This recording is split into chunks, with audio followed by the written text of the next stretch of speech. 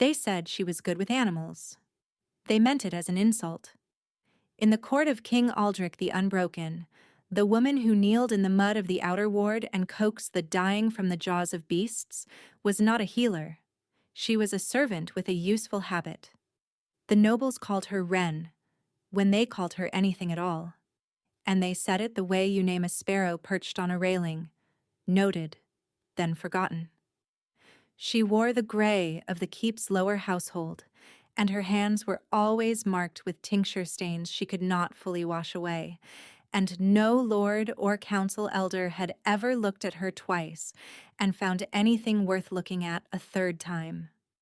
Then came the night of the bone moon in the 417th year of the Pax Concordat, when a king who had not bowed to any living thing since his coronation 7 years before was carried through the outer gate on a litter made of ashwood and cold iron, and the word that moved through the keep ahead of him was, dying. They brought him to the healer's ward first. The healers refused him. Then someone, in desperation, sent for the girl who worked with beasts. If you have ever watched something end before its time, stay close. What happened in that ward before the bone moon set will tell you something the court histories chose not to record. The year Aldrich Morn took the Ironwood throne, the Pax of the 7 northern territories had believed 3 things without question. Strength was the only honest currency, that worth was a matter of blood and rank, and that a king without a mate bond would grow cold enough in time to rule justly. They had been right about one of those things. Wren had arrived at the keep of Ironwood 6 years prior, not as a gift or a tribute, but as a consequence. Her father had owed a tithe he could not pay, and had sent instead what he had. What he had was a daughter with a steady hand and no visible powers, no registered pack lineage, no wolf of her own. She had been assessed at the keep's gate by the steward Lord Haven and classified in 4 words, written in the register beside her name, no discernible pack value.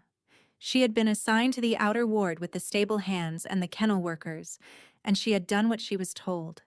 And the years had passed, and she had learned the keep's rhythms the way water learns a riverbed, quietly, by being present, by going where the pressure sent her. She had also learned, without intending to, how to heal things the Healers' Guild would not touch. The Guild of Ironwood Keep operated under a charter written in the 2nd century of the Pax Concordat, and not substantially revised since. Among its articles was a clause limiting the Guild's obligation of care to those of registered pack standing, a provision that had existed to protect against rogue wolves seeking healing under false identities. By the time Wren arrived at Ironwood, the clause served a different purpose. She had learned this on her 3rd week, when she watched the guild's gate warden turn away a limping omega wolf with a festering foreleg because his registration papers were delayed in the territory registrar's office. She had waited until the warden went back inside, then followed the wolf to the outer ward's drainage ditch and cleaned and bound the wound herself. The wolf's name was Pip, and he had become, after that evening, her most loyal companion.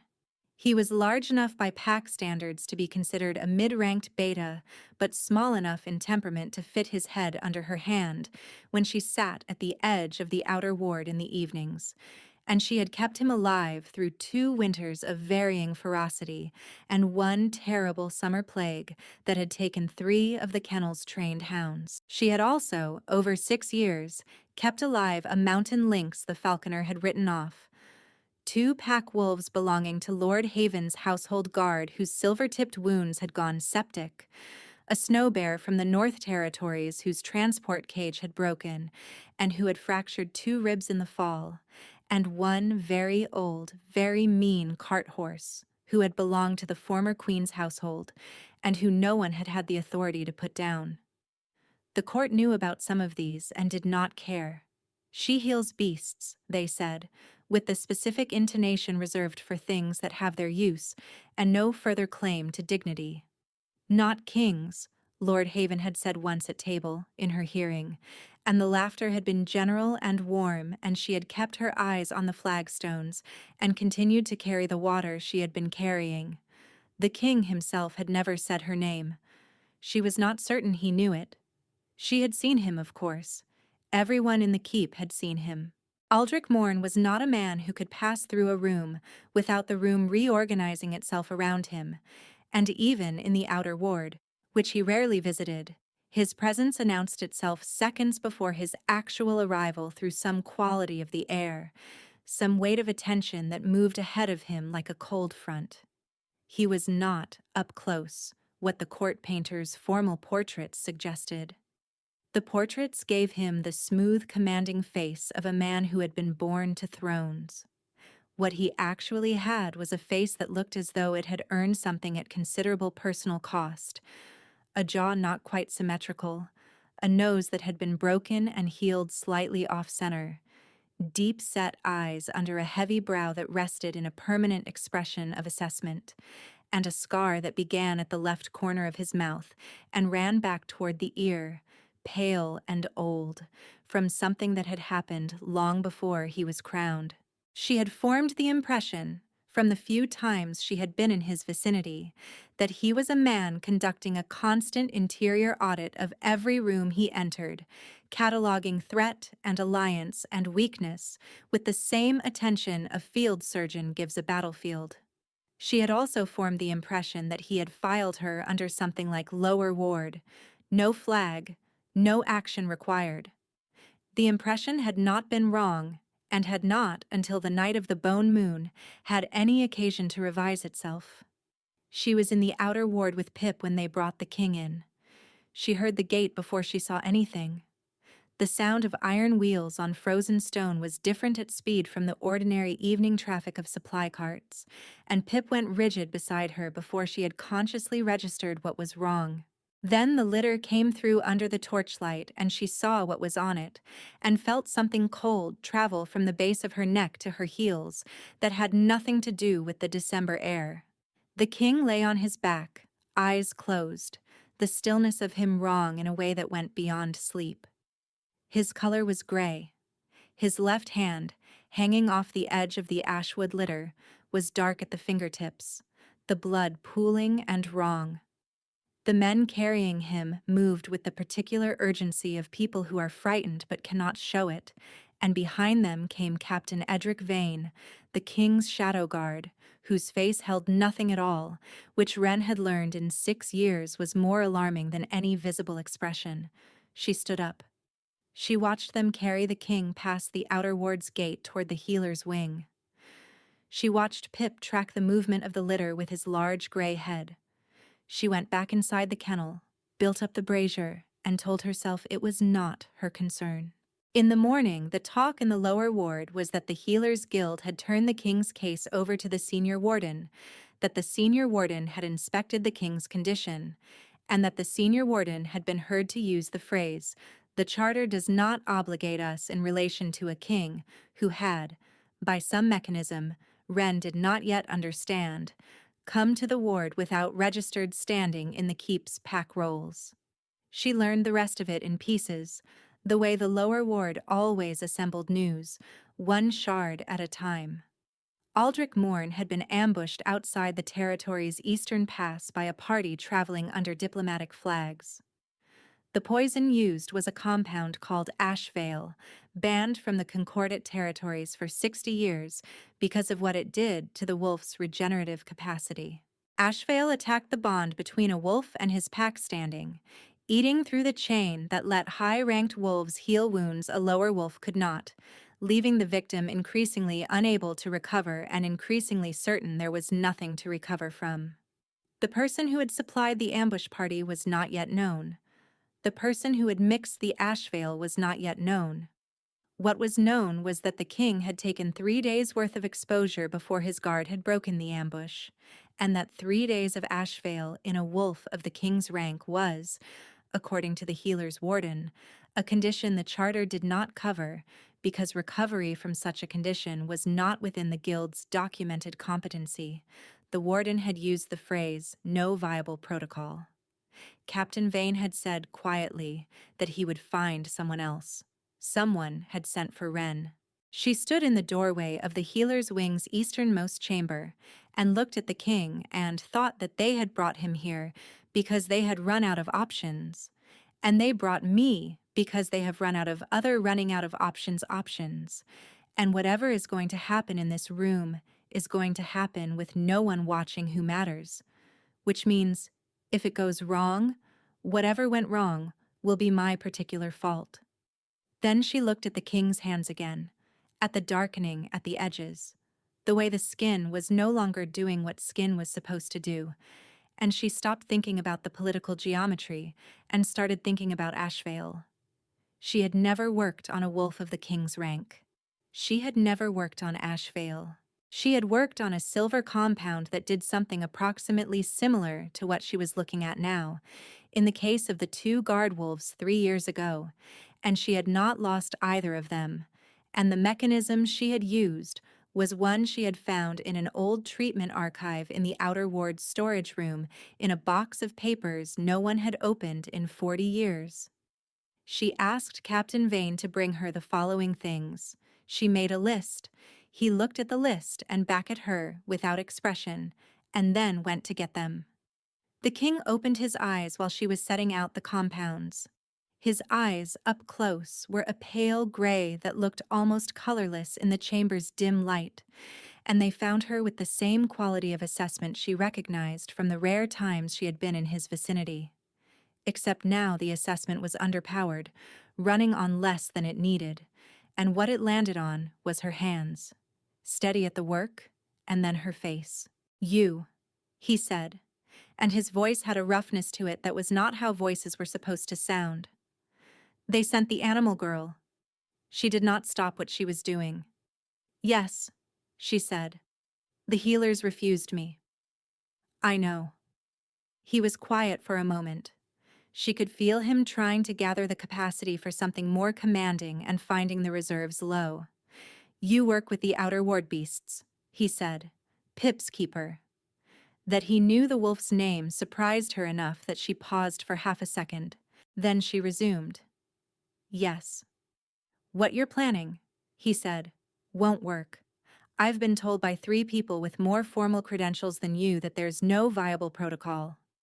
She looked up from the compounds then, briefly, not because she was angry, though there was a small fire somewhere in the vicinity of her sternum, but because she wanted him to understand she had heard him.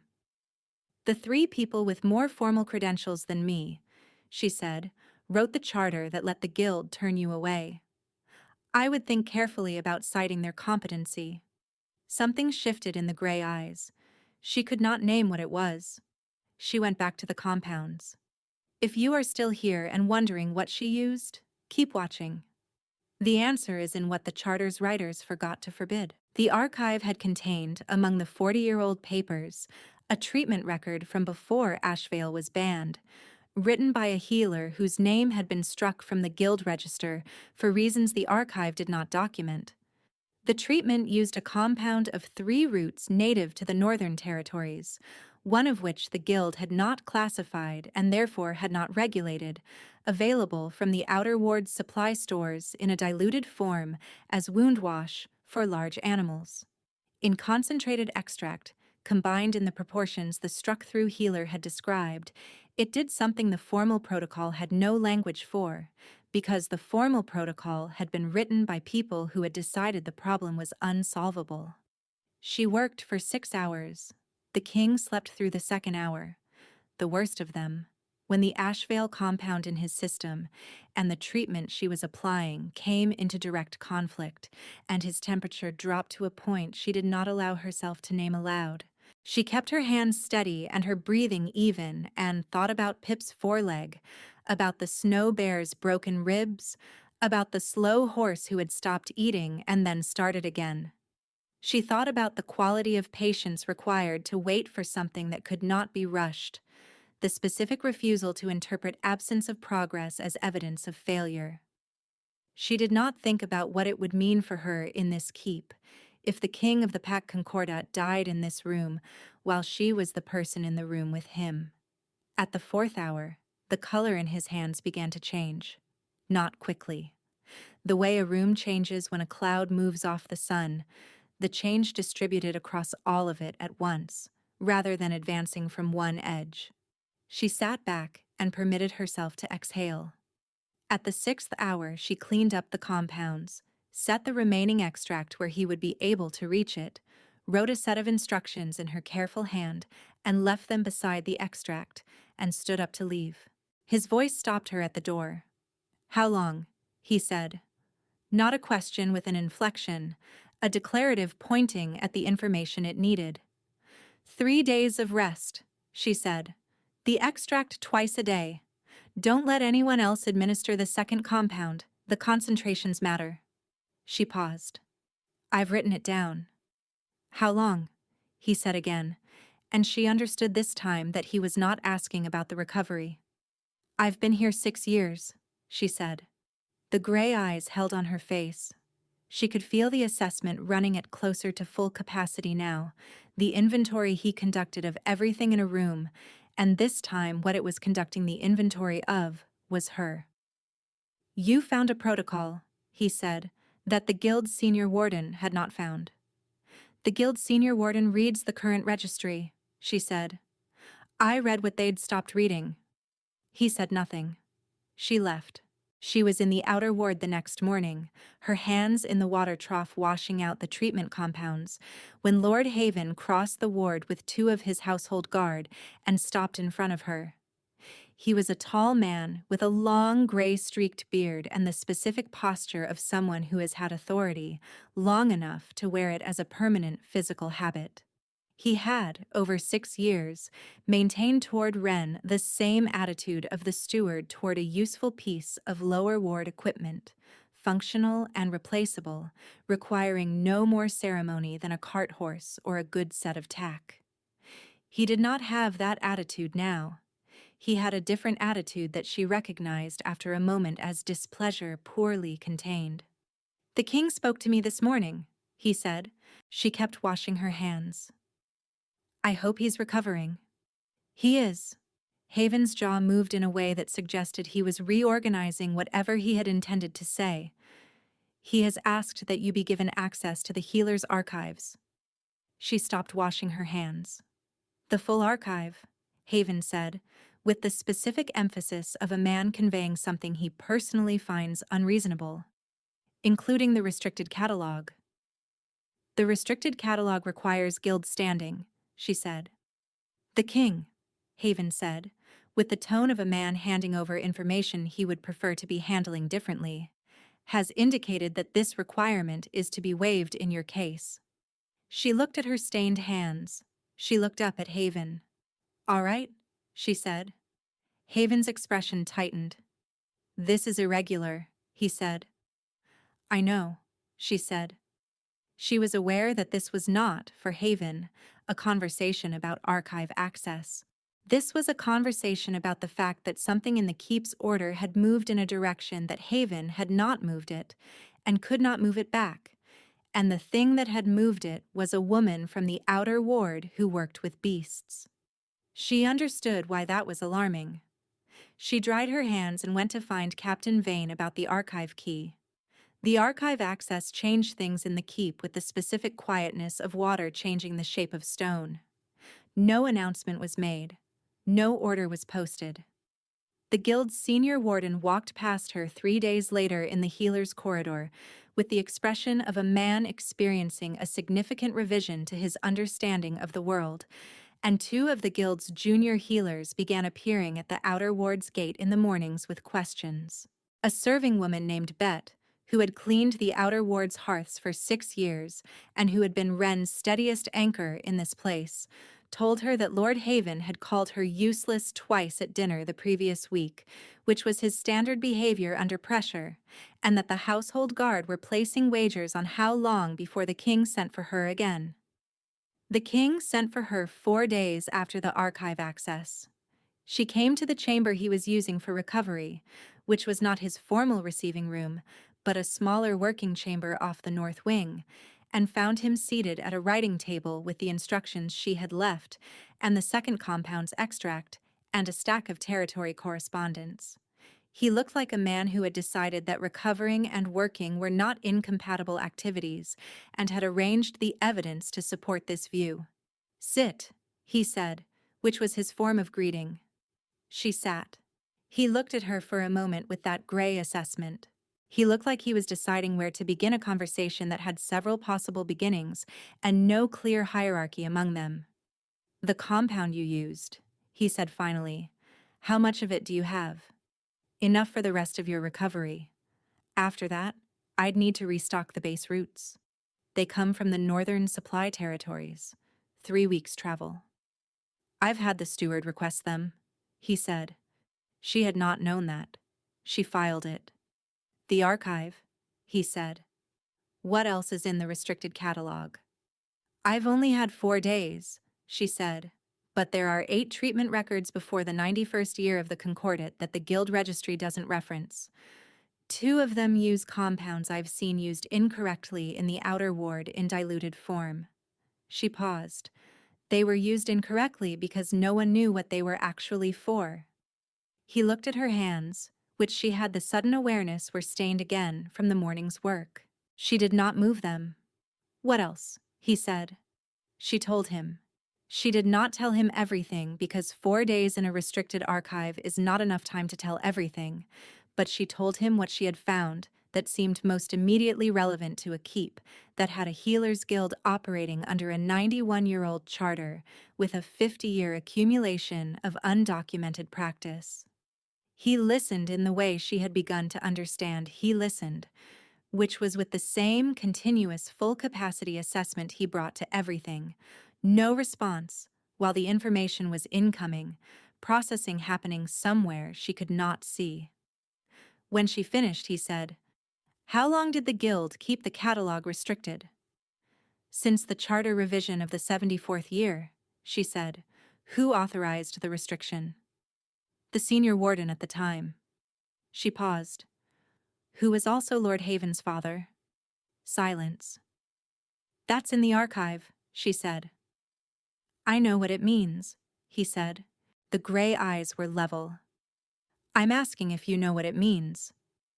"I know what it means for the Guild," she said, "and for the outer ward. I don't know yet what it means for the court." He was quiet for a long moment. He looked at her the way he had looked at her in the chamber while she was setting out the compounds, not with less attention than he gave the correspondence on the table, but with a different quality of it. As if she had been filed under a heading that was now clearly inadequate, and the refiling was in progress. 3 days rest, he said, returning to the extract and her instructions. "Yes." "You didn't rest," he said. She understood he meant the archive. "No," she said. The corner of his mouth moved. Not a smile, something smaller and more interior than a smile, not designed for a room. She saw it because she was close enough to see it. She felt something happen in her chest that she chose, firmly, not to investigate. She left the chamber and went back to the outer ward. Pip put his large gray head against her leg and breathed steadily, and she breathed with him. She did not see the king for 12 days after that. He had resumed his duties. She heard him referenced in the court corridor, in the healer's wing, in the lower ward talk. Always as the king, always as the unbroken, and the life of the keep moved around this constant like water moves around a stone, and she was part of that movement in the way she had always been part of it, which was to say, peripherally and at the outer edge where the water is shallow and the stone does not feel it much. Then Lord Haven came to the outer ward with 4 of his guard and told her that her archive access was suspended, pending a guild review of her qualifications. He waited for her to respond. She did not respond immediately, because she was finishing the thing she was doing, which was checking a split in Pip's left rear paw that had developed over the week. Haven's presence radiated a particular quality of impatience, and she recognized the architecture of this visit. The guards decorative, the suspension was political, and the review of her qualifications was a process that would find what it had been sent to find. "The review is scheduled for when?" she said. "The guild will set the date," Haven said. In the interim, the archive is closed to anyone without formal standing. He paused, and she could feel him choosing the next sentence. The king's recovery has been documented as complete. There is no further clinical basis for special accommodation. She looked up. His face was arranged in the expression of a man delivering a reasonable administrative decision. She knew the expression. She had seen it on the guild warden's face when he had used the phrase "no viable protocol." She had seen it on her father's face the day he had packed her things and sent her to pay his debt. She said, "I understand," and went back to Pip's paw. Haven left. Betty came to the kennel that night with bread and the news that the guild review had been called by the senior warden and countersigned by Lord Haven personally, that it had been filed the previous day, before Haven's visit, and that the grounds listed in the filing were unregistered practice in a controlled therapeutic space. Wren held the bread and looked at the brazier. "There's more," Bet said, and her voice had the particular flatness of someone delivering something they would prefer not to deliver. "The archive restriction, it's not just the restricted catalog, they've filed to close the full archive to outer ward staff." Wren looked at her. "Including the treatment records you used," Bet said. "They're reclassifying them under the guild's restricted designation." She understood. If the records did not exist outside the restricted catalog, they did not exist as independent documentation of the protocol she had used. If the protocol had no independent documentation, her treatment of the king had no provenance. If her treatment had no provenance, the guild's documented position of no viable protocol remained technically intact. She sat with that for a long moment. Then she went to find the notes she had made when she first read the archive. She had been careful, in the archive, in a way that she had not been careful because she anticipated this specific problem, but because careful was how she worked.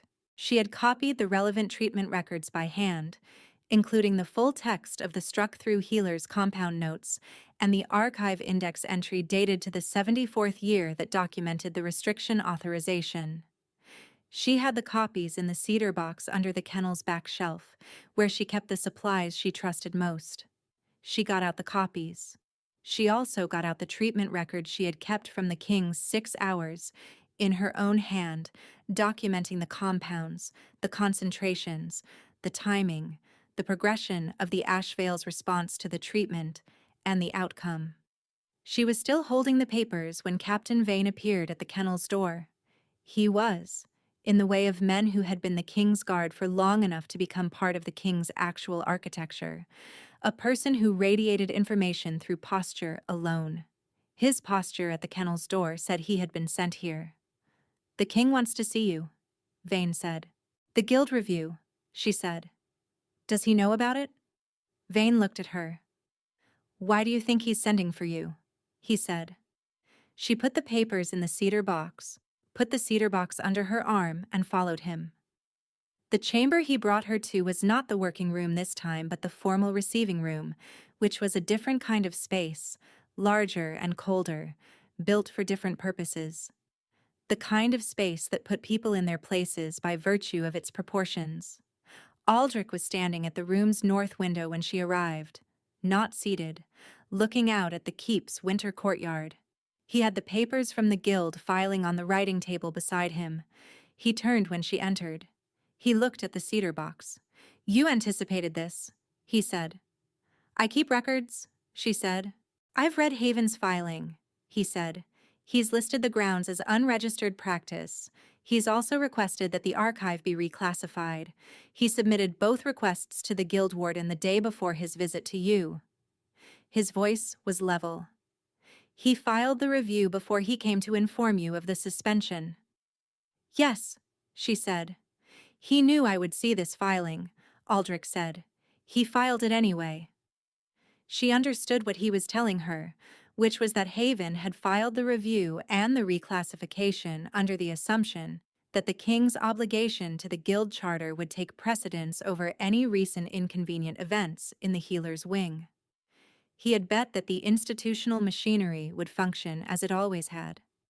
"He's filed it because he believes the charter protects him," she said. The charter does protect him. Aldrich turned from the window fully. The Guild's autonomy over certification and archive access is written into the Concordate's founding articles. I cannot override it by fiat. He paused. What I can do is call a review of the charter. She held very still. A charter review requires a petition from a registered practitioner, he said, or from the Crown, in circumstances of documented Crown interest. He looked at her, and the gray eyes were doing the thing she had come to recognize, the inventory, running at full, and what it was taking stock of now had a different quality than anything she had seen in it before. Something that did not quite reduce to assessment. The Crown has a documented interest, he said. The Crown is also prepared to argue that the restriction of the 74th year was authorized under a conflict of interest, given Haven's father's position as senior warden. She looked at the papers in his hand. That argument requires the archive documentation, she said. Yes. He looked at the cedar box. I have a copy of the restricted catalog index dated to the 74th year. I had one made the morning after you gave me the archive access. Haven's reclassification cannot touch a copy that already exists in the Crown's records. She felt something rearrange itself in her chest, quietly, without ceremony. The review convenes in the Great Hall, he said. In 3 days, the Guild Warden, the Council, the territorial envoys currently in residence, and the full-pack hierarchy of Ironwood. All of them.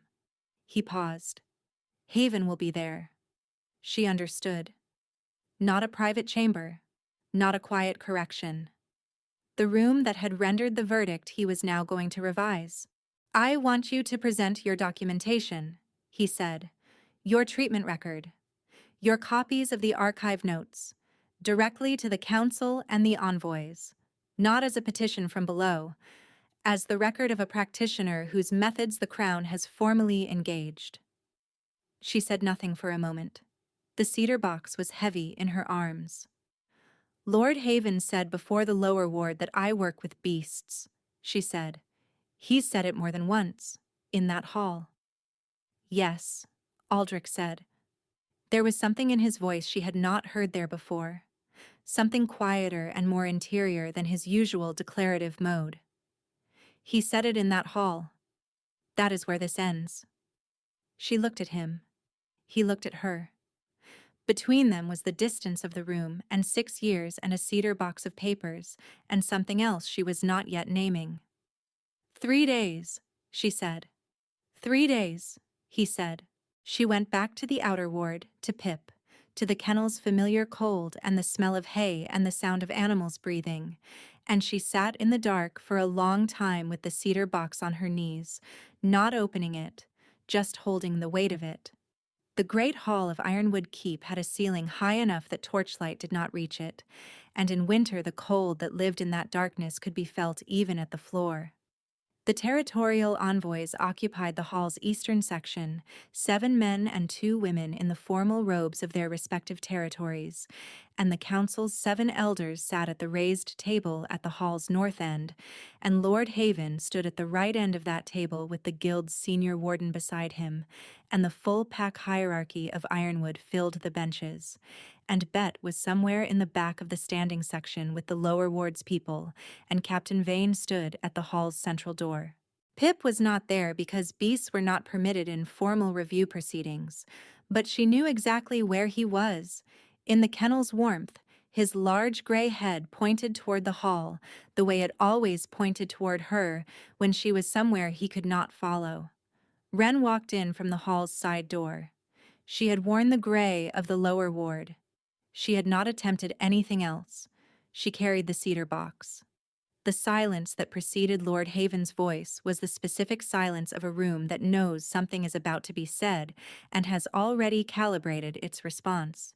The creature stands before the council, Haven said, without standing, without registration, without a guild credential to her name. She has, by her own admission, administered unregistered compounds to the Crown in a controlled therapeutic space without authorization, in violation of the Guild Charter's foundational articles. His voice was expansive, the voice of a man who has rehearsed and is enjoying the space the rehearsal has made. She is by her own history a debt tribute. No pack, no wolf, no name that the Concordat has any record of. She heals beasts. He paused for the laughter. A portion of the hall provided it. And she has attempted, he said, with the specific pleasure of a man reaching the conclusion of an argument he considers settled, to pass her beast ward remedies as clinical protocol. Before this council, before our honored envoys, before the full hierarchy of Ironwood, I submit that her access to the Crown's archives is a corruption of the Charter's purpose, and I move to have it formally revoked and her practice formally censured. He sat. The senior warden nodded. 3 of the council elders were nodding. One of the territorial envoys, a woman from the eastern reaches whose name Wren did not know, was watching her with an expression Wren could not read. Then the hall's north door opened. Wren had known he would come. She had not known exactly how it would feel to watch it happen, which was that it felt like the air of the entire room being replaced with a different kind of air, heavier and more attentive, in the span of a single breath. Aldrich Morn walked the hall's length from the north door to the dais without haste, without ceremony beyond his own presence, and the hall did what halls did when he moved through them, which was to reorganize entirely around him, all attention pivoting, the noise of the room dying back to nothing, the elders rising from their seats without having decided to. The motion running down the bench rose in a wave as the hierarchy responded to its apex. He did not take the dais. He stopped on the hall's floor, at a distance from the council table that made clear he was not taking a position on the raised authority's ground, but was rather placing himself between the raised authority and the woman standing before it. He had the crown on, the simple iron circlet that was not decorative, that had no stones, that looked like what it was, which was the most unconditional claim any object in this room could make. He said, "Lord Haven." Haven rose. There was a quality of assurance still in the way he rose, the man who had filed the review, who had the charter behind him and the guild's warden beside him, and 30 years of institutional confidence in his spine. "My king," he said, "you are recovered. The hall is glad to see it." "The hall is convened," Aldrich said, "to hear a practitioner's testimony." He looked at Wren. He looked back at Haven. "Present your documentation," he said, and this was addressed to Wren, not to the council. She opened the cedar box. She presented the archive index from the 74th year first, the copy she had made, and explained to the council and the envoys what the authorization entry documented and whose name was on the authorization and whose name, checked against the council's registered lineage records, appeared also in Lord Haven's family archive as his father's. She explained this without commentary. She read from the document. She presented the struck-through healer's treatment notes. She explained the compound and its mechanism, and what it could treat that the current guild registry had no protocol for, and why the registry had no protocol for it, and when the relevant knowledge had been removed from accessible documentation. She read from the document. She presented her own treatment record from the 6 hours in the king's chamber, compound by compound, concentration by concentration, the progression documented in real time in her particular careful hand. 732 words of documentation. No one spoke while she read. The hall was very cold. When she finished, the Eastern envoy said, "The compound archive was restricted to protect a treatment monopoly." It was not a question. "The archive records suggest that conclusion," Wren said. The envoy looked at Haven. "And the patient the restricted protocol was used on," she said, "is the present king." Haven's composure, up to this point, had been the composure of a man who believes he is on the right side of an institutional structure. Wren watched it change. It did not fall apart. It reorganized, slowly, around a new understanding of where it stood. "The guild charter," he began, exists to protect the integrity of the Guild Charter, Aldrich said, and his voice in the hall's cold space had the quality of a bell, clear and final, was revised in the 74th year to protect the archive access of the senior warden's family line and to classify out of reach the protocols that would have permitted lower ward practitioners to operate without guild standing. He paused. This is what the document she holds records. He looked at Haven. This is what you have known since the year you were given your father's seat on this council. 53 men and women in this room who had ranked Haven's position above Wren's, who had laughed when he had said the thing he had said, who had found nothing to look at a third time. Now they looked. Haven said, "My king, I have served this court for 30 years. You served this court," Aldrich said, "and the guild that your father shaped, and the charter that benefited your position, and you did so while a practitioner who saved my life worked in the outer ward with no archive access, no formal standing, and no remedies for the cases your guild refused." His voice did not rise. It did not need to.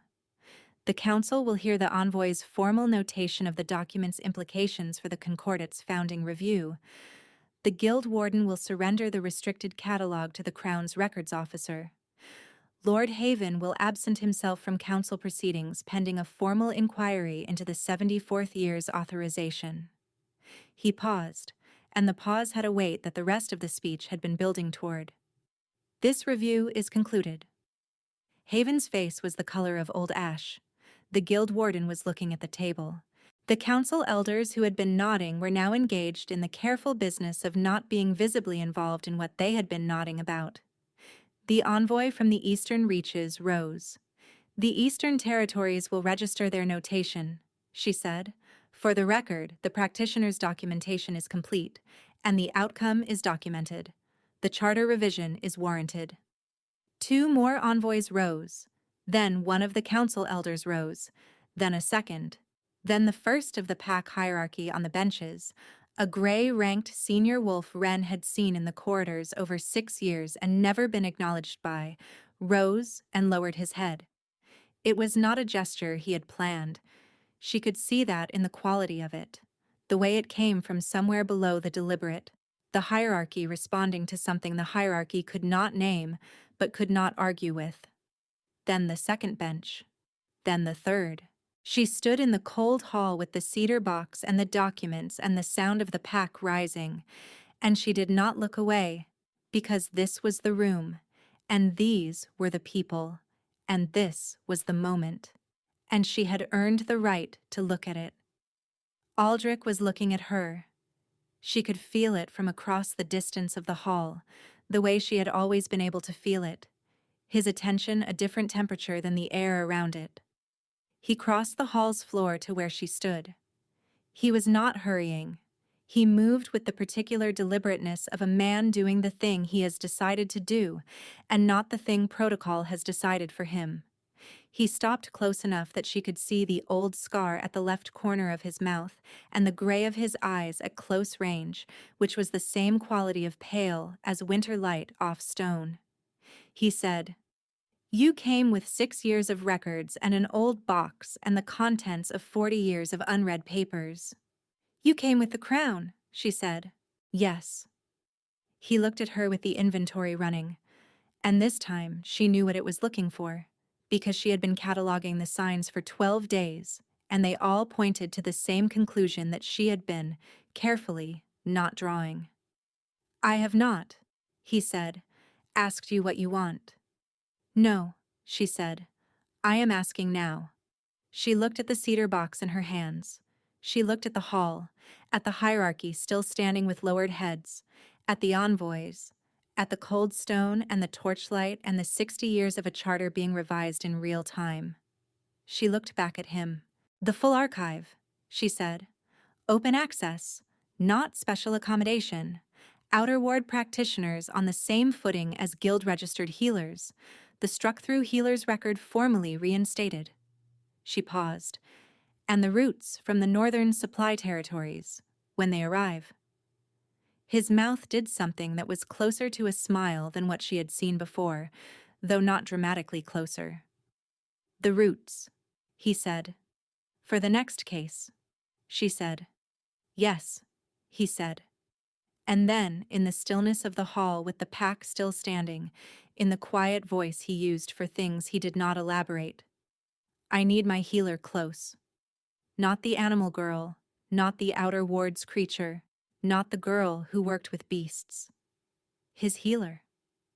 Her chest did the thing it had done in the working room 12 days ago, and this time she did not instruct herself not to investigate it. Bet was crying somewhere in the back of the standing section. She could hear it, a small bright sound in the hall's cold, which was appropriate because Bet cried at things she found correct, and what was happening in this room was correct.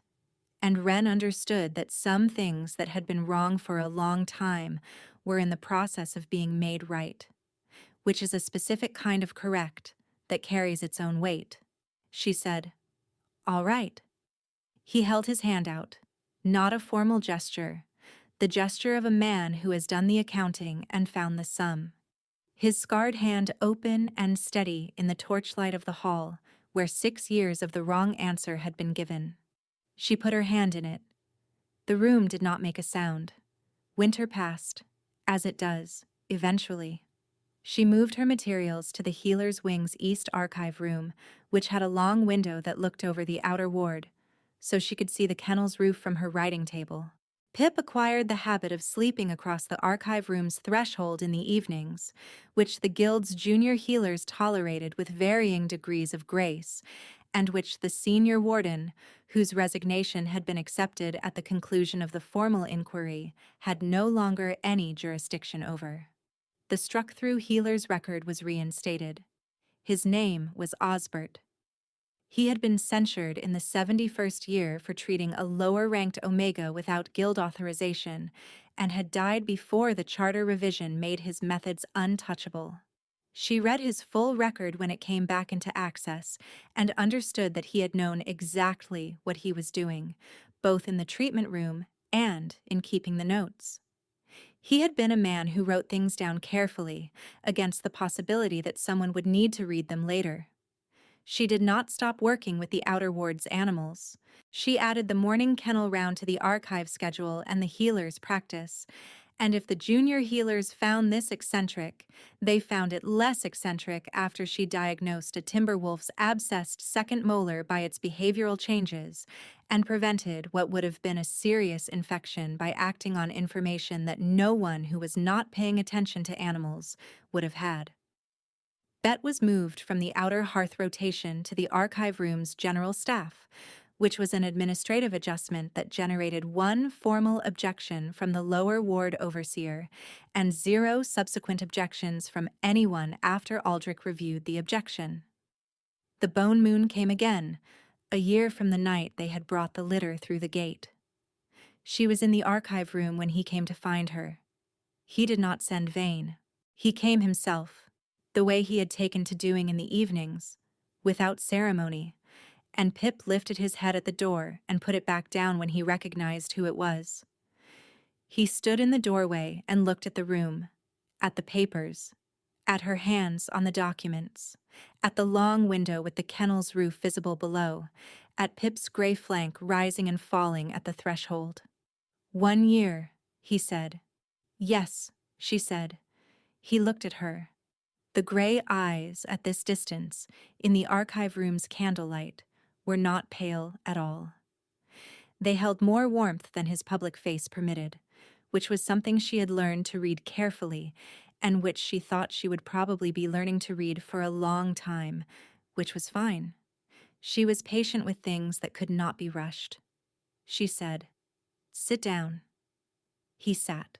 Outside, the bone moon rose over the keep's outer wall, cold and full, throwing a blue-white light across the courtyard stones, over the kennel's roof, through the long window and across the floor of the archive room, where the records of an old, unread practice lay open, every page of them now part of the keep's living knowledge. Nothing hidden, nothing reclassified, nothing sent to the outer ward to be forgotten. She reached across the table and put her hand over his, the way she had in the great hall, steady and without ceremony, which was how she did every important thing. He turned his hand over and held hers. The moon held.